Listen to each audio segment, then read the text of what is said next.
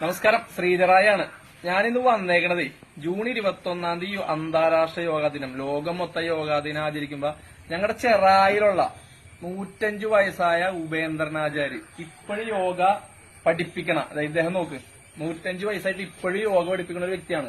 ഇന്ന് ഈ വീഡിയോ എടുക്കാനുള്ള ഒരു കാര്യം വേറൊന്നുമല്ല, ഇദ്ദേഹത്തെ പ്രധാനമന്ത്രിയുടെ അടുത്ത് ഇദ്ദേഹത്തിന്റെ കാര്യങ്ങൾ എത്തിക്കണം ഉദ്ദേശമാണ്. അപ്പൊ ഈ വീഡിയോ കാണുന്നവരുണ്ടെങ്കിൽ ഒന്ന് ഷെയർ ചെയ്യണം. സുരേഷ് ഗോപിനെ പോലുള്ള നേതാക്കന്മാരുടെ അടുത്ത്, കേന്ദ്രമന്ത്രിമാരുടെ അടുത്ത് ഇതൊന്ന് എത്തിച്ചിട്ട് ഇദ്ദേഹത്തെ പറ്റി പ്രധാനമന്ത്രി അറിയണം. അതിനുവേണ്ടിയാണ് ഈ വീഡിയോ എടുക്കുന്നത്. 105 വയസ്സായിട്ടും യോഗ, അത്രയേറെ ആളുകളെ യോഗ പഠിപ്പിക്കുന്ന ഒരു വ്യക്തിയാണ്. നമുക്ക് അദ്ദേഹത്തിനോട് തന്നെ കാര്യങ്ങൾ നമുക്ക് ചോദിക്കാം. ഉപേന്ദ്രൻ, വയസ്സ് 105. 105 വയസ്സായി. എത്ര നാൾ മുമ്പാണ് ഇപ്പൊ യോഗയൊക്കെ തുടങ്ങി? 57 മുതൽ പഠിക്കുന്നതാണ്. 1957 മുതൽ യോഗ ചെയ്യണേണ്.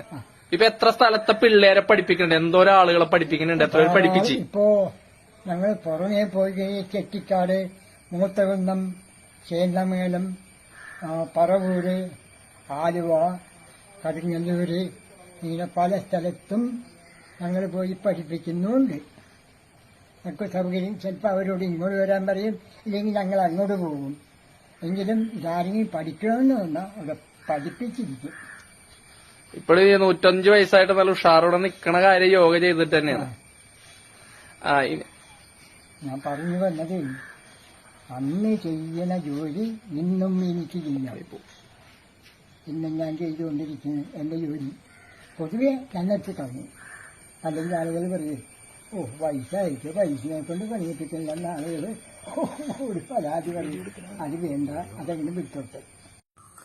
ഉപേന്ദ്രനാചാര്യോട് ഒന്ന് വീഡിയോ ഒന്ന് എടുക്കണം, കുറച്ച് യോഗ ഒന്ന് ചെയ്ത് കാണിക്കാൻ സാധിക്കുമെന്ന് പറഞ്ഞപ്പോ യാതൊരു സങ്കോചവും കൂടാണ്ട് അദ്ദേഹം വന്നിട്ട് ആ അടുത്ത് മുണ്ട് മാറ്റി യോഗക്ക് വേണ്ട ഡ്രസ്സ് ഇട്ടിട്ട് ആള് വന്നിട്ട് ആ യോഗ ചെയ്യണം. മാത്രമല്ല ചെയ്യണം, ഒപ്പം നമുക്കത് എങ്ങനെയാണ്, എന്താണ് അതിന്റെ ഗുണങ്ങള് എന്നൊക്കെ നമുക്ക് പറഞ്ഞ് തന്ന് മനസ്സിലാക്കിക്കൊണ്ട് തന്നെയാണ് അദ്ദേഹം ആ യോഗകൾ കാണിച്ചത്. ഓരോ യോഗകളുടെയും പേരുകൾ പറഞ്ഞ് അത് ചെയ്താലുള്ള ഗുണങ്ങൾ. സത്യം പറഞ്ഞാൽ നമ്മൾക്കൊക്കെ ആകെ ഇതായി പേര്, ഇത്രയും ചെറുപ്പമുള്ള നമ്മൾക്ക് ഇതുപോലെയൊക്കെ ചെയ്യാൻ സാധിക്കുമോ? ഇല്ല. ശരീരം അത്രയും വഴങ്ങിയെന്ന് വെച്ചാൽ എത്ര കൊല്ലങ്ങളായി, 1954 മുതൽ ഇദ്ദേഹം ഈ യോഗ ചെയ്യണ ആളാണ്.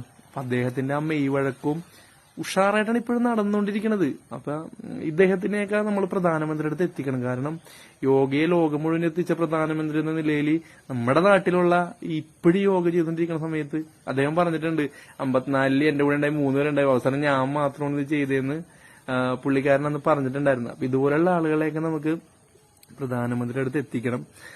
ഈ യോഗാ ദിനത്തിൽ പ്രധാനമന്ത്രി അവരുടെ പേര് പറയണം എന്നുള്ള ആഗ്രഹം തന്നെയാണ്. പക്ഷെ അദ്ദേഹത്തിന്റെ ഒരു ആഗ്രഹം ഉണ്ട് കേട്ടാ, ഇതുമായിട്ട് ബന്ധപ്പെടുത്തി. അദ്ദേഹത്തിന്റെ ആഗ്രഹം എന്താണെന്ന് അദ്ദേഹം തന്നെ നമ്മളോട് പറയും. ആഗ്രഹം നമുക്ക് നടത്തി കൊടുക്കാൻ സാധിക്കും. ചെറിയൊരു ആഗ്രഹമാണ്. അദ്ദേഹം തന്നെ നേരിട്ട് പറയുമ്പോൾ നമുക്ക് അതിന്റെ ഒരു ഫീലിംഗ് നമുക്ക് മനസ്സിലാവും. അതുകൊണ്ട് അദ്ദേഹത്തിന്റെ ആഗ്രഹം നടത്തിക്കൂടാൻ ഈ വീഡിയോ നമ്മൾ എല്ലാവരും ഒന്ന് ഷെയർ ചെയ്യണം. ഈ യോഗാ ദിനത്തിൽ അദ്ദേഹത്തിന്റെ പേര്, അദ്ദേഹത്തെക്കുറിച്ച് ഒരു വാക്കെങ്കിലും പ്രധാനമന്ത്രി പറഞ്ഞാൽ നന്നായിരിക്കും. ഇതിൽ അദ്ദേഹം പറയണമെന്ന് കേൾക്കാട്ടാ. അപ്പൊ അവന്റെ ആഗ്രഹം എന്താണ്? എന്റെ ആഗ്രഹം പ്രധാനമന്ത്രിയെ കാണണം. ഞാൻ എഴുതിയിട്ടുള്ള പുസ്തകം ആ മഹാനുഭാവന് കൊടുക്കണം. അതിന്റെ പ്രാഥമികമായിട്ട് ഞാൻ സുരേഷ് ഗോപിക്കൊരെണ്ണം കൊടുത്തിട്ടുണ്ട്. അങ്ങേർക്കും കൊടുക്കണം. ഇത് എന്റെ ആഗ്രഹമാണ്. അങ്ങേര് വന്നപ്പോൾ ഇതിന് ചെനപ്പ് പൊട്ടാൻ തുടങ്ങിയത് അന്നേ വിചാരിച്ചാണ്. ഇവിടുത്തെ എല്ലാവരും വിചാരിച്ച് സ്റ്റേറ്റ് ഗവൺമെന്റിനും എല്ലാ സ്റ്റേറ്റ് ഗവൺമെന്റിനും ഇത് നമുക്ക് പ്രാവർത്തികമാക്കണം, ഇവിടെ നിയമനം നടത്തണം എന്ന് പറഞ്ഞിട്ട് ഒരൊറ്റ നിയമനം പോലും നടത്തിയല്ല. ഇല്ല, അത് നിയമനം നടത്താമെന്ന് വേണ്ടി ഒരു ജസ്റ്റിസ് നരേന്ദ്രൻ അങ്ങനെ മരിച്ചുപോയി.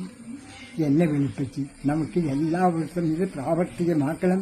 ഞാനും ഉണ്ട്, പഠിച്ച ഞാനും എടുക്കുന്നുണ്ട്. അപ്പം എല്ലാം വികസിക്കണമെന്ന് അദ്ദേഹം മരിച്ചുപോയി. അല്ലെങ്കിൽ കുറേ സ്ഥലത്ത് ഇത് അങ്ങേര് പറഞ്ഞ നടത്താൻ ആളുകളുണ്ടായിരുന്നു.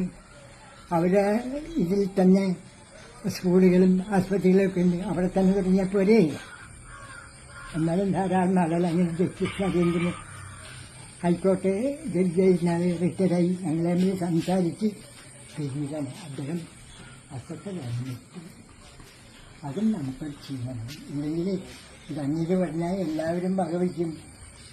ഇവിടെ ഒരു നിയമനം മറ്റില്ല. പണ്ടുകാലത്ത് ഇന്ന് ഉള്ള കാശം മുന്നോട്ട് കോടിക്കണക്കിന് അങ്ങോട്ട് കൊണ്ടുപോകും.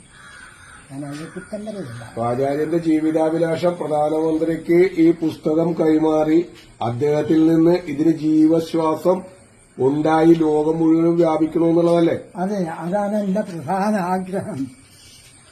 നമ്മുടെ നമ്മളിത് പ്രധാനമന്ത്രിയുടെ എത്തിക്കാനുള്ള എല്ലാ ശ്രമവും നടത്തും. പ്രധാനമന്ത്രിക്ക് കൊടുക്കണമെന്നുള്ള എന്റെ അതിയായ ആഗ്രഹമാണ്. അത് കൊടുത്തുകഴിഞ്ഞ് അങ്ങനെയും കൂടി ഇതിന് പ്രാഥമികമായിട്ട് അത് വളഞ്ഞത് അതിനെ വികസിപ്പിക്കാൻ നോക്കിയിരുന്നു. ഇപ്പോഴും പറയുന്നുണ്ട് യോഗ ചെയ്യണമെന്ന്. അപ്പം അദ്ദേഹത്തിന്റെ എന്റെ സ്മാരകമായിട്ട് ഒരു പുസ്തകം കൊടുക്കുന്നത് എന്റെ മനസ്സിലാഗ്രഹമുണ്ട്. അത് കൊടുത്താൽ എനിക്ക് വളരെയധികം സമാധാനം സന്തോഷവും വളരെയധികമുണ്ട്. പിന്നെ അതിൽ വരുന്ന യോഗയിൽ വരുന്നതാണ്. നിങ്ങൾ ആര് വന്നാലും ശരി നിങ്ങളെ പറഞ്ഞ് മനസ്സിലാക്കും. അത് പ്രത്യേക റീസൺ എനിക്ക് വേണ്ട. ഇത് വളരെ അതായത് നമ്മൾക്കൊക്കെ ഒരു പ്രചോദനം നൽകുന്ന ഒരു വ്യക്തി തന്നെയാണ് ഇദ്ദേഹം. ഈ യോഗാ ദിനത്തില് ഇദ്ദേഹത്തെ കുറിച്ച് സമൂഹം അറിയേണ്ടത് അനിവാര്യം തന്നെയാണ്. കാരണം ഈ 1957 ഇദ്ദേഹം തുടങ്ങിയെന്ന് പറഞ്ഞു യോഗ തുടങ്ങിയത്. പ്രധാനമന്ത്രി ഈ യോഗാ ദിനം ആരംഭിച്ചതിന് ശേഷമാണ് യോഗ ലോകരാജ്യങ്ങളിലടക്കം എത്താൻ തുടങ്ങിയത്. അപ്പൊ ഇദ്ദേഹത്തെ പോലുള്ളവര് ഈ പ്രധാനമന്ത്രി ഇദ്ദേഹത്തെ പോലുള്ളവർ നമ്മൾ എത്തിക്കണം. അതിനുവേണ്ടി ഈ വീഡിയോ നിങ്ങളൊന്ന് ഷെയർ ചെയ്യണം.